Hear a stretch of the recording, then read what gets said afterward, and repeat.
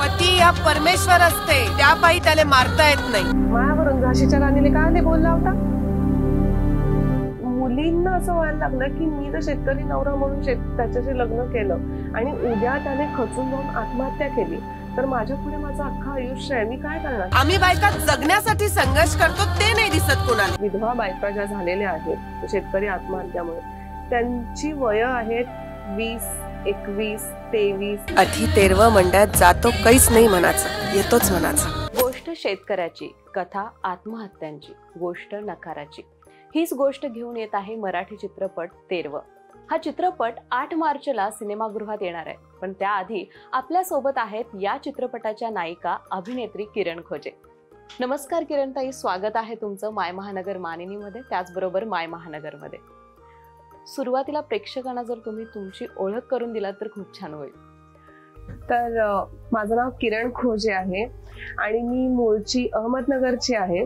आता मुंबईत आहे गेले 12 वर्ष आणि माझं नाट्य क्षेत्रातलं काम हे नगरपासूनच सुरू झालं होतं आणि त्यानंतर मी national school of drama new दिल्लीला शिकायला गेले आणि तिकडे नाट्य प्रशिक्षण घेतलं 3 वर्ष आणि मग मुंबईत येऊन मी वेगवेगळी नाटकं, फिल्म्स, वेब शोज आणि सिरियल्स मध्ये काम केलंय. हिंदीमध्येही काम केलेलं पाहिलं असेल मला.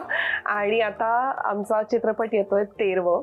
यात मी मुख्य भूमिका करतेय. माझ्या भूमिकेचं नाव आहे जना. या मुख्य भूमिकेसाठी खूप साऱ्या शुभेच्छा सुद्धा. पण आपण या भूमिकेकडे वळण्याआधी हा चित्रपट नक्की कोणत्या थीमवर आहे हे सांगितलं तर भारीच होईल. तर चित्रपटाचं नावच आहे 13. 13 म्हणजे जो आपण 13वा करतो एखादी व्यक्ती गेल्यानंतर, तर त्या अनुषंगाने ठेवलेलं हे नाव आहे. आणि 13 हा चित्रपट जो आहे तो विदर्भात जे शेतकरी आत्महत्या होतात, तर शेतकऱ्याने आत्महत्या केल्यानंतर किंवा कुठल्या कारणाने म्हणजे दारू असेल किंवा असे कुठल्या व्यसनामुळे त्याचं निधन झाल्यानंतर त्याच्या मागे त्याचं जे कुटुंब असतं, म्हणजे त्याची बायको असते, त्याची मुलं असतात, आई वडील असतात, तर ह्यांच्या आयुष्यात त्या कशा उभ्या राहतात, त्यांच्या बायका त्या कशा स्वतःच्या पायावर उभं राहतात, मुलांना कसं शिकवतात, या धर्तीवर हा चित्रपट आहे. की जसं एखादी व्यक्ती गेल्यानंतर आपण त्याचं 13 करतो, 13 घालतो आणि आपल्या आयुष्याची सुरुवात करतो नवीन. म्हणजे पुढे आता इथून पुढे आपण आता आयुष्य सुरू करूयात पुन्हा एकदा. तशा पद्धतीने ह्या बायका आपल्या त्यांच्या नवऱ्याने, एखाद्या शेतकऱ्याने आत्महत्या केल्यानंतर 13व्या दिवशी त्यांचं एक मंडळ आहे, 13 मंडळ. तर त्या सगळ्या बायका जमतात आणि त्या वेगवेगळी गाणी म्हणतात, एकमेकांची सुखदुःख मांडतात. पण इथून पुढचं आयुष्य हे आपल्याला आपल्या पायावर उभं राहून वाटचाल करायची आहे आयुष्याची, हे ठरवतात आणि ते कुठेही खचून न जाता हिम्मत धरून धाडसाने त्या पुढे सरकतात. असं त्या 13 घालतात आपल्या नवऱ्याचं आणि पुढे चालू लागतात. म्हणजे खरं तर हे खूप धाडसाचं काम आहे. पण बघतो की म्हणजे जो शेतकरी आहे तो आत्महत्या करतो, पण महिला शेतकरी कधीच आत्महत्या करताना दिसत नाही. म्हणजे जे काही पुढचं आयुष्य आहे ती एकटी जगते, तिचं कुटुंब किंवा तिची मुलं जी असतील ती सांभाळते. पण हे सगळं होत असताना तुम्ही चित्रपटामध्ये जी भाषा वापरली आहे त्यावर मी येईन, कारण तुम्ही मूळच्या अहमदनगरच्या आहात आणि हा पूर्ण चित्रपट आहे विदर्भातला आहे आणि ती विदर्भाची जी भाषा आहे ती तुम्ही आत्मसात केली आणि ती खूप सुंदर वाटते. तर त्यापैकी एखादा डायलॉग आणि त्यानंतर त्याच्याबद्दल सांगाल का? तर ही भाषा मी या चित्रपटाच्या माध्यमातूनच शिकले. मला पूर्वी नव्हती येत ही. मी मूळची नगरची असल्यामुळे जसं मी सांगितलं माझं आधी नगरी लहेजा होता भाषेचा. पण मग नंतर आपल्याला आता नाटकात काम करायचंय आणि 10 वर्षांपूर्वी साधारण अशी परिस्थिती होती की आधी नाटकात काम करायचंय, मग आपली भाषा चांगली असली पाहिजे, न चांगले असले पाहिजेत किंवा करतो गेलतो असं नाही बोललं पाहिजे, जे नगरला बोललं जातं.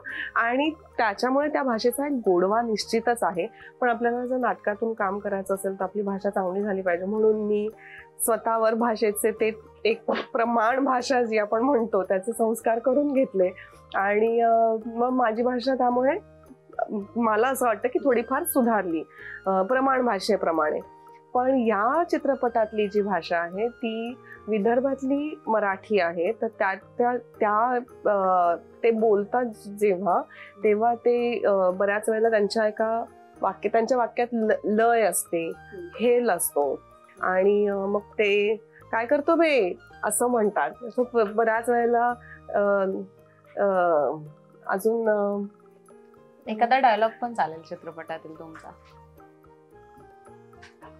ते मायावरून त्याच्यात सो माझे दीर, तुम्ही ट्रेलर मध्ये पण बघाल की माझे दीर जे आहेत, किरण मानेंनी ही भूमिका केलेली आहे, तर ते म्हणतात भावाला की झाशीची राणी चांगली होत ना. तर मग मी म्हणते त्यांना की मायावरून झाशीच्या राणीला काय नाही बोलला होता. तर हे जे आहे, तर आपल्याकडे जेव्हा असं म्हणतात की एक तर माझ्यावरून झाशीच्या राणीला कशाला बोलला होता असं मराठीत होईल शुद्ध, पण त्याच्यात वऱ्हाडी भाषेत बोलताना ते विदर्भीय भाषेत बोलताना ते मायावरून झाशीच्या राणीले कहाले बोलला होता. तर ते कहाले जे आहे ते म्हणजेच कशाला बोलला होता, आणि मग ते एक लय आहे, त्याला एक हेल आहे. तर अशा बरीच वाक्य आहेत अशी की जी विदर्भातल्या मराठी भाषेतली आहे आणि त्या भाषेचा एक खूप वेगळाच गोडवा पण आहे. विदर्भाबद्दल बोलायचं गेलं तर किंवा विदर्भातील जे शेतकरी आहेत त्यांच्या आत्महत्येबद्दल आपण सर्रास बातम्या बघतो, अनेक व्हिडिओज बघतो, पण तोपर्यंत माणसं भावूक होतात, रडतात किंवा डोळ्यातून अश्रू येत असेल. पण याच विषयावर धरून जो हा चित्रपट निर्माण केलाय, तर तुम्हाला एक मराठी प्रेक्षकांची आवड तर आता तुम्हाला निश्चितच माहिती असेल, तर तुम्हाला कुठे अशी भीती किंवा शंका वाटत नाही का की बाबा हा आपला चित्रपट आपण एवढ्या सेन्सिटिव्ह विषयावर बनवला खरा, पण मराठी माणसं त्याला कसा प्रतिसाद देतील, काय वाटतं? हा खूप चांगला प्रश्न तू विचारलास भाग्यश्री, कारण फक्त हाच चित्रपट असं नाहीये. खूप आत्ता तर म्हणजे आणि खूप वर्षांपासून मराठी चित्रपट इतके सुंदर कॉन्टेंट घेऊन येतात, खूप सुंदर स्क्रिप्ट असते, ऍक्टर्स खूप छान असतात, त्या बनवण्याची पद्धत एक वेगळी आहे. म्हणजे आपण एक कमर्शियल सिनेमा जर घेतला त्या दृष्टीने बघितलं तर मराठी चित्रपट खूप चांगले विषय घेऊन आज आपल्या भेटीला येतात. पण ही खंत नेहमीच आहे आणि ती राहते. कधी कधी ती खंत न राहता भीती पण वाटते म्हणजे आम्हाला की मराठी चित्रपट हा साधारण 1 ते 2 दिवसच चित्रपटगृहांमध्ये असतो. खूप कमी चित्रपट असे आहेत मराठी जे साधारण 1 ते 2 आठवडे चालतात. त्यामुळे ही भीती पण राहते, वाटत असते की लोक पोहोचतील की नाही, बघतील की नाही. कारण लोक जर चित्रपटगृहांमध्ये नाही पोहोचले तर अर्थातच तो चित्रपट 1 ते 2 दिवसांच्या कालावधीमध्ये, कधी कधी एकच दिवस टिकतो फक्त चित्रपटगृहात आणि तो काढला जातो. कारण कमर्शियल त्याची व्हॅल्यू असते आणि वेळेची आणि स्पेसची सगळीच गणित असतात. तर ह्या बॅकग्राऊंडवर आम्ही हा चित्रपट बनवला आणि तो आता चित्रपटगृहात आम्ही प्रदर्शितही करतोय. तर कुठेतरी ही भीती आहे की मराठी प्रेक्षक पोहोचेल की नाही, पण कुठेतरी असंही वाटतं की ह्या भीतीपोटी जर आपण कामच नाही केलं तर मग आपली जी तगमग आहे की लोकांपर्यंत आपण जास्तीत जास्त कसं पोहोचू किंवा एखादा विषय पोहोचणं किती गरजेचं आहे, तर ते राहील, म्हणजे तसंच राहील हातावर हात धरून.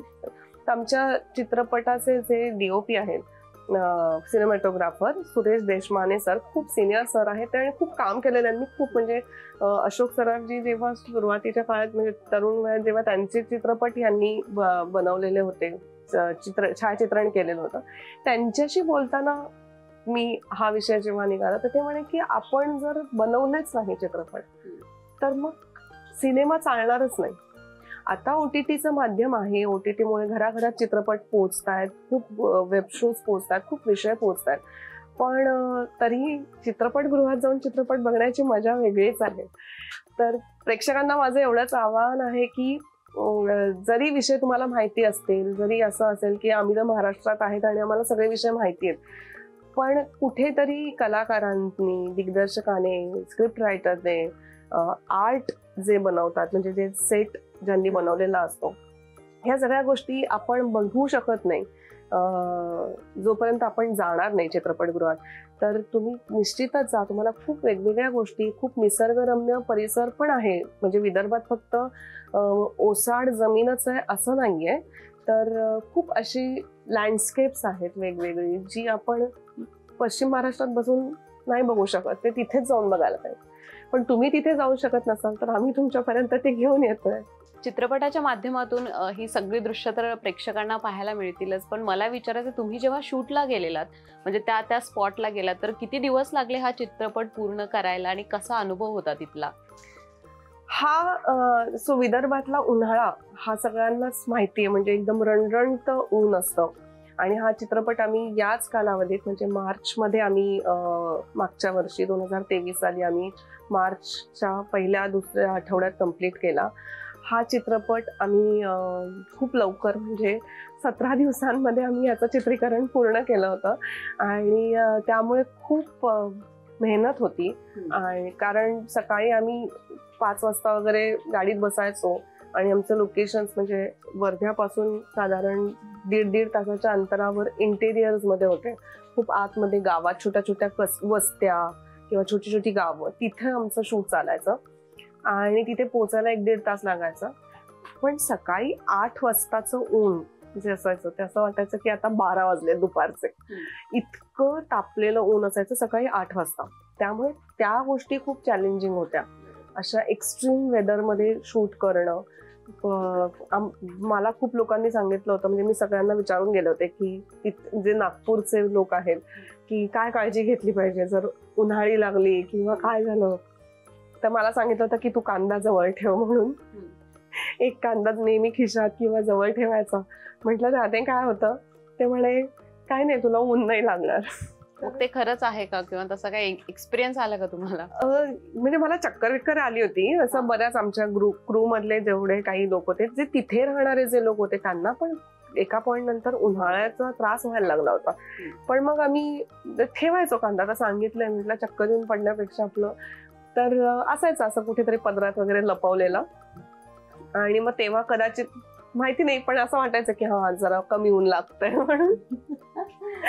तर असा हा अनुभव होता. आणि भाषेचं तर आपण बोललोच आहोत. तर खूप पण तिथल्या कलाकारांनी खूप साथ दिली. म्हणजे कारण ह्या चित्रपटात मी आहे, संदीप पाठक आहेत जे मुंबईचे आपण म्हणूयात, म्हणजे आता मुंबईचे आहेत संदीप पाठक, किरण माने, नेहा दंडाळे. आम्ही एक 4-5 लोक सोडलो. तर आम्ही एक 4-5 लोक सोडले. तर बाकी कलाकार हे विदर्भातले आहेत, मूळचे कलाकार आहेत. आणि त्यामुळे त्या कलाकारांच्या बरोबर काम करताना खूप मजा आली. कारण त्यांना तिथल्या भाषेची माहिती होती, जागेची माहिती होती. परत समजा काही असे प्रसंग आले की apart from shoot behind the scene की काही त्रास होतोय किंवा काय होतंय तर काय केलं पाहिजे, म्हणजे प्रथमोपचार काय केला पाहिजे हे त्या लोकांना माहिती होतं. त्यामुळे आणि प्लस खूप सांभाळून घेणारी लोक होते, कलाकार सगळ्याच. आणि विशेष म्हणजे आता ट्रेलरमध्ये ज्या मोर्चामधल्या ज्या बायका दिसतात माझ्या मागे, त्याच्या 7-8 बायका ज्या आहेत ह्या एकल महिलाच आहेत, ज्यांच्याबद्दल हा आपण चित्रपट बनवलेला आहे. त्याच ह्या एकल महिलांना घेऊन हा चित्रपट बनवलेला आहे. म्हणजे रिअल स्टोरी आणि रिअल कॅरेक्टर आपल्याला दिसतात निश्चितच. आणि शेवटचा प्रश्न माझा हा आहे की तुम्ही विदर्भात जेव्हा गेलात, तिथल्या ज्या महिला होत्या, महिला शेतकरी पण तुम्हाला भेटले असतील ज्यांच्या नवऱ्यांनी आत्महत्या केली आणि त्याच्यानंतर या सगळ्यांनी सर्व्हाइव्ह केलं. तर काय बेसिकली वाटतं की काय मेंटॅलिटी आहे आणि सिच्युएशनमुळे असं होतंय का, किंवा काय अपब्रिंगिंगमुळे हा फरक पडतोय का, काय वाटतं तुम्हाला? मला जेव्हा ही स्क्रिप्ट आली आणि मी ते सगळं जेव्हा वाचलं तेव्हा मला आधी असं वाटलं की ही म्हणजे हे फिक्शन आहे का रिअल आहे कळलंच नाही. कारण ते इतकं असं म्हणजे आपण नेहमी अशा गोष्टी पिक्चरमध्ये, सिरियल्समध्ये वगैरे असं बघतो, पण असं खरंच कोणाच्या आयुष्यात झालं असेल आणि मग त्या बायकांनी उभं राहून शेती वगैरे केली असेल तर ह्या रिअल स्टोरीजच आहेत. मी त्यानंतर खूप जो जुना कार्यक्रम होता दूरदर्शनवर यायचा, आमची माती आमची माणसं, त्याच्यातले इंटरव्ह्यूज वगैरे बघितले. तर त्याच्यात पण खूप मुली अशा आहेत की ज्यांनी लग्न नाही केले ऍक्च्युली, कारण त्यांनी बघितलं की आपल्या वडिलांच्याकडे शेतीमध्ये त्यांना खूप नुकसान होतंय आणि ते खचून गेले. आणि त्यामध्ये एक डायलॉग पण आहे, मला शेतकरी नवरा नको. कारण मुलींना असं व्हायला लागलं की मी जर शेतकरी नवरा म्हणून त्याच्याशी लग्न केलं आणि उद्या त्याने खचून जाऊन आत्महत्या केली तर माझ्या पुढे माझं अख्खं आयुष्य आहे, मी काय करणार? त्यापेक्षा मी शिकते आणि मी माझ्या पायावर उभी राहते. पण आपल्याकडे असं म्हणतात ना की नाही, मुलींपेक्षा मुलांना शिकवलं जातं. तर असं पण खूप आहे आणि असे पण प्रसंग चित्रपटात तुम्हाला बघायला वाटते तिथे तुम्हाला? काही अंशी आहे, काही अंशी अजूनही आहे. मुलींना शिक्षणासाठी अक्षरशः भांडावं लागतं, घर सोडावं लागतं. म्हणजे किती जरी आपण म्हणजे आता विज्ञान खूप पुढे गेलेलं असलं, खूप डिजिटलाइज सगळं झालेलं असलं, तरी सुद्धा असं होतं ना की वडिलांना असं वाटतं की लग्न करून दिलं की म्हणजे माझी जबाबदारी संपली आणि आता मुलगी. पण तसं नाहीये. कितीतरी बायका ज्या आहेत, म्हणजे ज्या विधवा बायका ज्या झालेल्या आहेत शेतकरी आत्महत्यामुळे, त्यांची वय आहेत 20, 21, 23, म्हणजे तरुण मुली आहेत, ज्यांच्या बरोबर त्यांच्या पाठीशी 1-2 मुलं आहेत त्यांची आणि नवरा नाहीये आणि सासरचा काही आधार नाही, माहेरचा काही आधार नाही. कारण कोणाचीच परिस्थिती अशी नाहीये की ते मुलीला ठेवून घेतील, ना सासरचे ठेवून घेत ना माहेरचे ठेवून घेत. आणि मग अशा वेळेस ती करणार काय? कारण तिला मुलांना वाढवायचंय. तर असे प्रसंग जेव्हा बघितले तेव्हा मला असं वाटलं की आपण जसं खूप लांब लांब बसून म्हणतो ना की नाही शेतकरी राजा आहे आणि शेतकरी, पण तो खरंच राजा आहे का? आपण जरी लांब कुठेतरी राहत असलो तरी आपल्याला ह्या गोष्टीची जाणीव असणं खूप गरजेचं आहे की आपण जे खातो पितो जे आहे ते कुठेतरी दूर उन्हातान्हात कष्ट करून एका शेतकऱ्याने ते उगवलेलं असतं. त्याच्यात त्याला किती नुकसान सोसावं लागलं असेल, किती फायदा झाला असेल, हे त्यालाच माहिती आहे फक्त, आणि त्याच्या कुटुंबाला. तर ही कुठेतरी आपली पण एक माणूस म्हणून आपली पण जबाबदारी आहे की आपल्याला ह्याची जाणीव असणं खूप महत्वाचं आहे की जर एखादी व्यक्ती लढत असणार, नाहीतर आपण नुसतंच बातम्या वाचतो ना की शेतकरी आत्महत्या झाल्या, इतक्या आत्महत्या झाल्या आणि त्यांना हे नाही मिळालं. पण तिथे गेल्यानंतर माझ्या लक्षात आलं की असं नाहीये.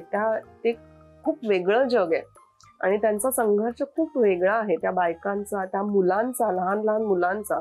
मी ज्या बायका आहेत, म्हणजे आता त्यांची मुलं, ज्या बायका फिल्ममध्ये आहेत त्यांची मुलं आता जवळपास कॉलेजेसमध्ये आहेत. म्हणजे ते किती छोटी होती ती मुलं तेव्हा त्यांचे वडील गेले होते आणि आता ती कॉलेजेसमध्ये त्या शिकलेत व्यवस्थित आणि ते नोकरी वगैरे करतात. तर असे खूप प्रसंग आहेत फिल्ममध्ये पण, आणि पर्सनली मला पण खूप गोष्टी शिकायला मिळाल्या या सगळ्या व्यक्तींकडून. म्हणजे असं म्हटलं जातं ना की शहरात राहणारे किंवा बाहेर कुठेही राहणारे त्यांना गावरान तडक्याचं जेवण आवडतं, पण गावात जाऊन ही परिस्थिती रिअलमध्ये बघणारी फार लोक कमी आहेत. आणि ही परिस्थिती तुम्ही सर्वांनी पाहिलात आणि हा चित्रपट त्या थीमवर तुमचा बेस आहे. तर या चित्रपटासाठी खूप शुभेच्छा. तुम्हाला सुद्धा खूप शुभेच्छा. तुम्ही तुमचा मौल्यवान वेळ आम्हाला दिला, त्यासाठी थँक्यू सो मच. मी आपलं महानगर, भाग्यश्री आणि सर्व टीमचं खूप खूप खूप आभार मानते की त्यांनी आम्हाला इथे बोलवलं आणि तुमच्यापर्यंत पोहोचण्याची संधी दिली. आणि प्लीज 8 मार्च 2024 म्हणजे येत्या शुक्रवारी आमची 13 ही फिल्म प्रदर्शित होतीये चित्रपटगृहांमध्ये. तर प्लीज आपल्या जवळच्या चित्रपटगृहांमध्ये जाऊन ही फिल्म बघा, आपला अभिप्राय कळवा. आम्ही तुमच्या अभिप्रायाच्या प्रतीक्षेत आहोत. नक्कीच. आणि त्याचबरोबर माय महानगर, त्याचबरोबर माय महानगर मानिनी या चॅनलवर आपण वेगवेगळे व्हिडिओज आणि याच पद्धतीच्या अनेक मुलाखती शेअर करत असतो. ही मुलाखत तुम्हाला कशी वाटली नक्की कळवा. आवडल्यास कमेंट करा, जास्तीत जास्त शेअर करा. आणि हो, जर तुम्ही आमच्या चॅनेलला नवीन असाल तर सबस्क्राईब करायला विसरू नका. धन्यवाद.